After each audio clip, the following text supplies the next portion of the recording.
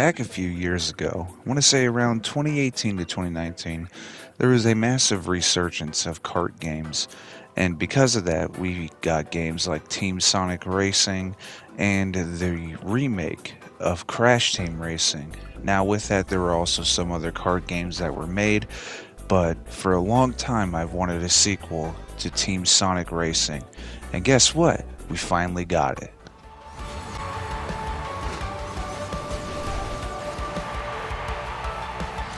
Time to throw down like the old days.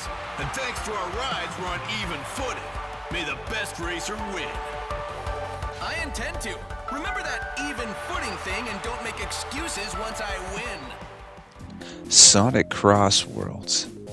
Now, for the formal introduction, hello everybody and welcome back. Today we're going to be talking about Sonic Crossworlds, and in this showing, I have to admit that as corny as that scene was, it is still a lot of fun to see that they're putting such different kinds of flair to a simple scene in the Grand Prix mode, which you can play with up to 4 players. There's also a slew of options to go ahead and run through. This way you can optimize the game to what you would like it to be, and there's even different racing settings for different speeds.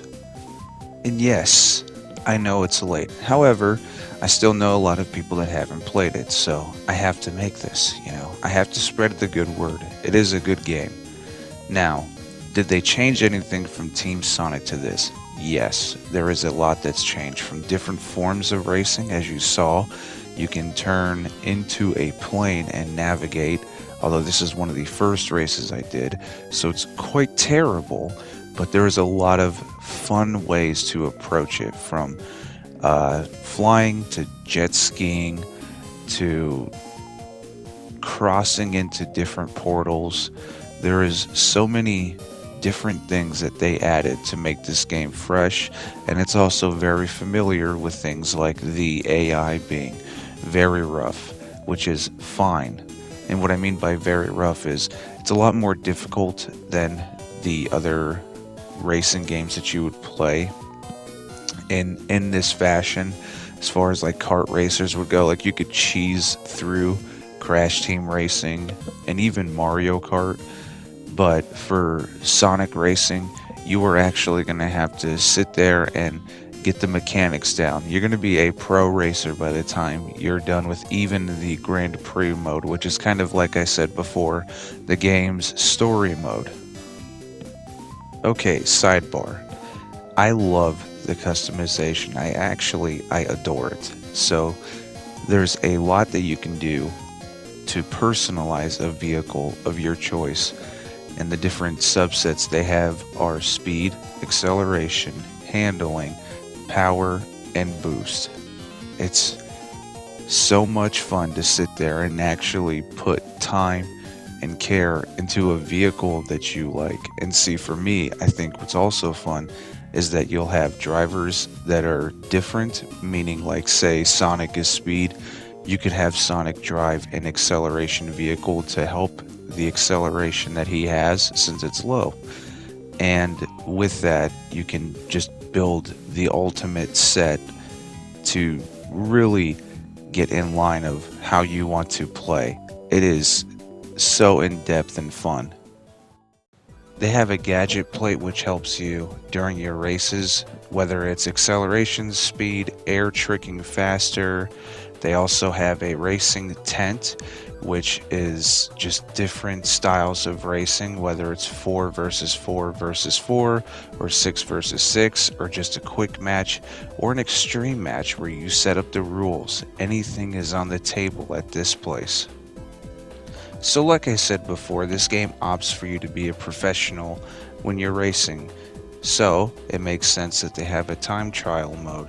And in doing that, you can also challenge your own ghosts, or if you're prepared enough, you can challenge the ghosts of people online, so you can see how well you would fare while playing online or playing against other people, or try to just, get first place all the way around. Now, I was having a hard enough time catching my own ghosts, so I didn't even bother catching the online ghosts just yet. I don't think I'm there yet, but I'm getting the mechanics down, so maybe soon you'll see my name up on that leaderboard, who knows. Now, as I said before, there were things that were different, and one of the things that surprisingly was the thing to affect me the most at first was the fact that the control is different. Now, this is not a bad thing. If anything, it kind of goes more in line with like the more classic kart games. So your Mario Karts, your Crash Bandicoots, or Crash Team Racing rather, it has more of that style. So you're using the face button and then the bumpers to drift and use your items, which I think is a lot more intuitive. The other way that they used to have while using the triggers was fine. I didn't see much of an issue with it, but this does feel more streamlined. It does feel more ease of access to get everything that you want to get done. And it does help your play style if you're more used to face button games like Crash Team Racing or Mario Kart or whatever may have you. And the speed is no issue. Right now, most of what I'm playing on is on the standard Sonic speed, but they do have a hyper speed or whichever it's called, which is a lot faster. And honestly, sometimes I prefer racing on that style just because things are a lot faster. There are moments that are faster. Your turning is faster. Your driving in general is just faster. So I think, honestly, they did a really good job with this game. It's hard for me to pinpoint things that are wrong with it because I haven't encountered anything game breaking. I haven't encountered a crap ton of bugs, if any at all. I really haven't encountered any, which is saying a lot considering how much is going on, considering that it is an arcade style game. You would be more expectant to see stuff break in a sense, or things happen that just don't make sense, but I really haven't encountered much of that. Like, I know when I played the Nickelodeon racing, I had to delete it because it was just way too buggy. But this feels right at home. They have a challenge area for the more things that you unlock throughout the game, as far as like how well you're racing or how many tricks you did or how well you drifted. You unlock more tokens, and there's levels to it, man. There's levels to it. That aside, there's also a lot of guest characters, even this far into release. You have Hatsune Miku, who is free.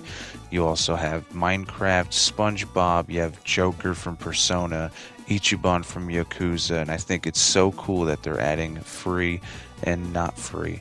There is a massive jukebox selection, so you can go through and listen to your favorite jams from the game, and even special tracks that were added just for the character in this game.